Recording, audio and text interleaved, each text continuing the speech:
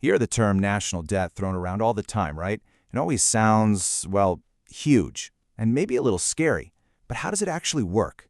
I mean, what does it really mean for a country to be trillions of dollars in the red? Well, today, we're going to pull back the curtain and figure it out. So let's just start with the number itself, just to appreciate the scale we're talking about. The U.S. national debt is this constantly moving target, but right now, it's sitting at a truly mind-boggling $38 trillion. That's a 38 with 12 zeros after it. Let that sink in for a second. Now, it's really important to remember this number is the total debt, all the money borrowed over the country's entire history that just hasn't been paid back yet. It's not the same as the yearly deficit. Think of it this way. The deficit is the shortfall in 1 year, and that shortfall just gets added to this giant pile of debt. A number this big? Well, it makes you ask a very simple, very logical question. And yeah, it's a great question. A totally logical one. We're all taught from a young age you got to live within your means, right? Don't spend more than you earn. So when we see the government's debt just climbing into the stratosphere, it feels like it's breaking the most fundamental rule of finance. But what if for a government, that rule just doesn't apply in the same way?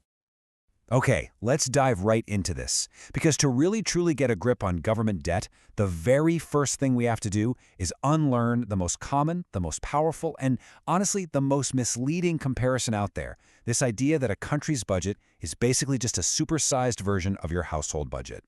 You know, there's actually a name for this among economists. They call it the household fallacy. And they call it a fallacy for a reason. Turns out there are a few gigantic, fundamental differences that change the entire game. So let's break down these critical differences. First up, you and I, we have a finite lifespan, a limited number of years to earn and pay off debt. A government? Well, in theory, it lasts forever. It can also always raise more money through taxes. But here's the real kicker, the biggest difference of all. A government that issues its own currency can't technically run out of that currency. It can literally create more. These are not small details, folks. They fundamentally change everything we think we know about debt. So if a government doesn't just have a giant credit card it swipes at some kind of bank of the world, how does it borrow trillions and trillions of dollars? Well, the real way it works is actually a bit more sophisticated, and believe it or not, it's something you yourself could even be a part of. The main tool in the toolbox is something called a treasury bond. The easiest way to think of it is as a formal, official IOU from the government. When anyone, and I mean anyone, from you or me to a giant pension fund or even another country, buys a U.S. Treasury bond, they are literally lending their money to the U.S. government. The government gets the cash it needs today, and in exchange, it promises to pay it all back with interest on a specific date in the future. And to sell these bonds, they use this really clever system called a Dutch auction. The goal is super simple. Borrow money as cheaply as humanly possible. So instead of the highest bidder winning, this auction actually rewards the investors who are willing to accept the lowest interest rate.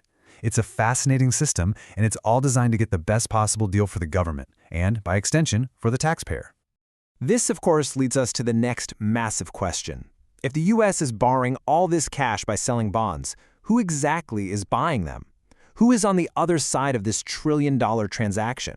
Who are the world's biggest lenders to the United States? I gotta say, the answer is probably not who you think it is. Okay, so here's the breakdown. We hear all the time about other countries owning U.S. debt. But look at this. The largest chunk, more than half, is actually held right here at home. We're talking about American citizens, pension funds, mutual funds, and banks. And then there's this part that blows most people's minds. Another 20% is what's called intragovernmental debt. This is basically the government owing money to itself. For instance, the Social Security Trust Fund takes its surplus cash and invests it in, you guessed it, super safe treasury bonds.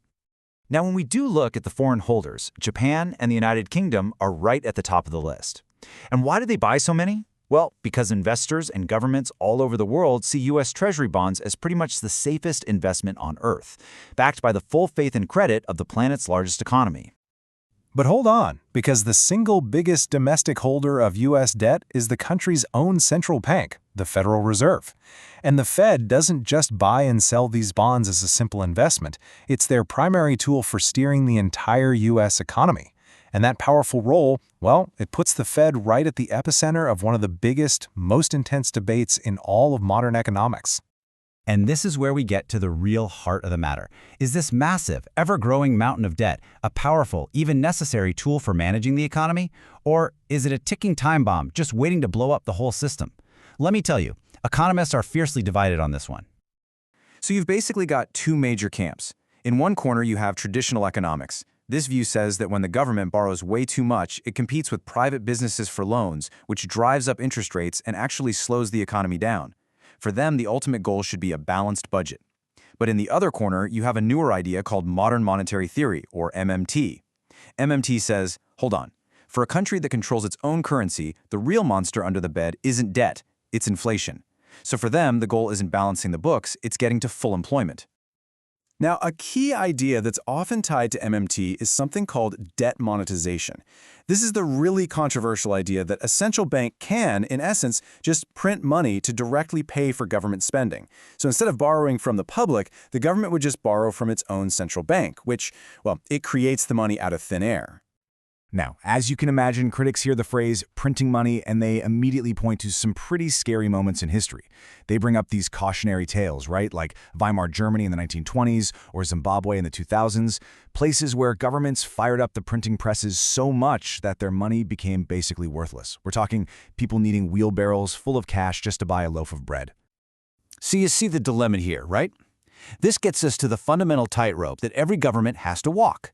Do you cut spending to get the debt under control, what's often called austerity, which can slow down the economy and cause real pain for people? Or do you spend money to try and stimulate growth and create jobs, but risk higher inflation and an even bigger debt problem down the road? There is absolutely no easy answer. Okay, so after looking at how it all works, the different parts, the big debates, what's the bottom line here? Why should any of us really care about this $38 trillion number? Well, because whether you think it's a tool or a bomb, it has very, very real consequences for all of us. So here's why this isn't just some abstract number on a screen. Even if a country can't go bankrupt in the way a person can, a high and rising debt level carries some serious risks. It can slow the economy down. It can mean that more and more of our national income gets sent to other countries as interest payments. And this is a big one. It can tie the government's hands, limiting its ability to respond to the next big crisis, whether that's another pandemic, a war, or a deep recession. And that leaves us right here with the ultimate question. Is all this national debt simply the price of progress? Is it a necessary tool that we have to use to build our roads, educate our kids, and survive economic storms? Or is it a burden, a crisis playing out in slow motion that we are simply handing off for our kids and grandkids to solve? The answer to that question will shape our economic future for decades to come.